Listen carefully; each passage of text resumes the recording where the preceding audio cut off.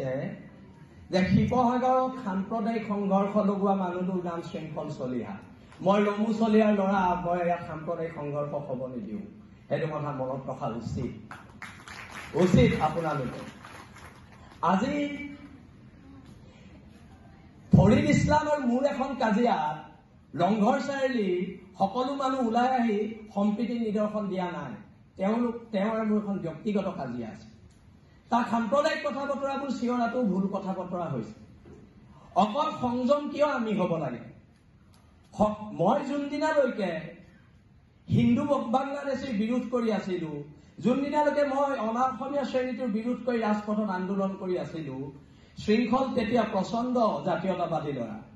তাৰ পিছৰ পৰ্যায়ত যেতিয়া আমি সন্দেহযুক্ত মানুহৰ বিৰুদ্ধাচৰণ কৰিলো, শৃংখল তেতিয়া সাম্প্ৰদায়িক। এই কথা বতৰাবোৰ নহ'ব। শৃংখল সাম্প্ৰদায়িক কিয় নহয় জানে? মই সেইদিনা গুৱাহাটীলৈ যোৱাৰ আগত মোৰ স্কুলীয়া বন্ধু ৰিয়াজৰ খুব গা বেয়া। মই এইবোৰ কথা বতৰা ফেচবুকত দিয়া নাই, আৰু মই ৰিয়াজক লৈ ৰাজনীতিও কৰিব বিচৰা নাই।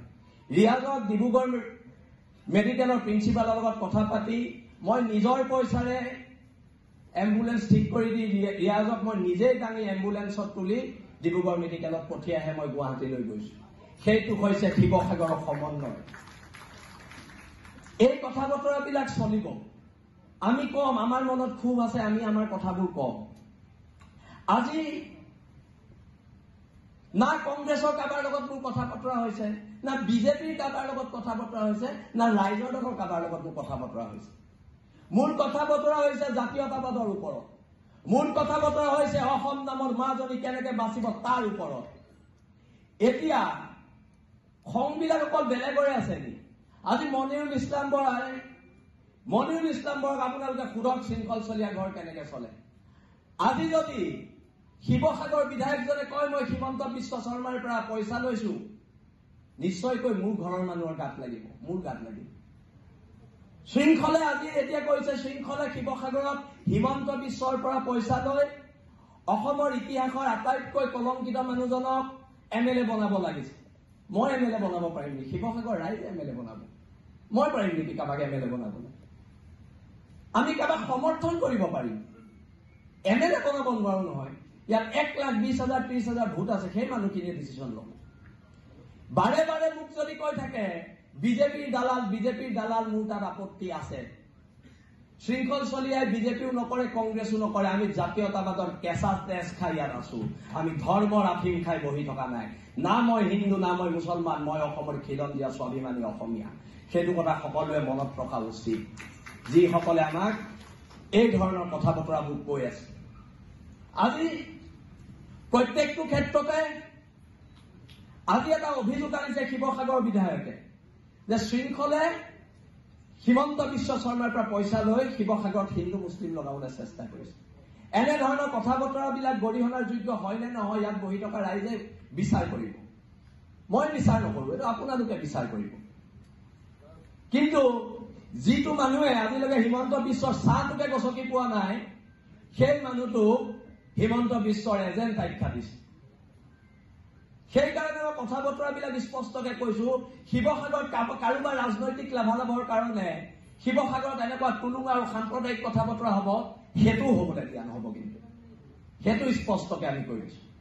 কোনোবা MLA হ'ব, কোনোবা মন্ত্ৰী হ'ব, আৰু তাৰ কাৰণে এনেকুৱা ধৰণৰ কথা বতৰাবিলাক ইয়াত কৈ থাকিব, হ'ব জানো? সেই কথা বতৰাবিলাকো কিন্তু নহ'ব। ইয়াত জ্যেষ্ঠসকল আছে। মই ইয়াত ৰায় দিবলৈ কোনো নহয়, ৰায় জ্যেষ্ঠসকলে দিব। মই এজন ক্ষুদ্ৰ মানুহ, মই ইয়াত ৰায় দিয়াৰ মোৰ কোনো অধিকাৰ নাই। সকলো মোতকে প্ৰায়খিনি মানুহে জ্যেষ্ঠ, তেওঁলোকে ৰায় দিব। কোন সাম্প্ৰদায়িক হয়, কোন সাম্প্ৰদায়িক নহয়, এই কথা বতৰাবোৰ তেওঁলোকে ৰায় দিব। আজি যদি বাংলাদেশী খেদিবলৈ যাওঁতে, সন্দেহযুক্ত মানুহখিনি খেদিবলৈ যাওঁতে এজন মানুহে থিয় হৈ কয় মই নিদিওঁ ইয়াৰ পৰা যাবলৈ, বাংলাদেশী হলেও থাকিব লাগিব, তেতিয়া সম্প্ৰীতিবিলাক কোনে নষ্ট কৰিছে? সম্প্ৰীতিবোৰ তেতিয়া কোনে নষ্ট কৰিছে? এই প্ৰশ্নবোৰতো উত্থাপন হ'ব লাগিব। এই প্ৰশ্নবিলাক কিয় উত্থাপন হোৱা নাই? বাৰে বাৰে আমাক কৈ আছে আমি শিৱসাগৰত হিন্দু মুছলমানৰ কাজিয়াৰ এক পৰিৱেশ সৃষ্টি কৰিছো। আমিতো এনেকুৱা পৰিৱেশ দেখা নাই শিৱসাগৰত।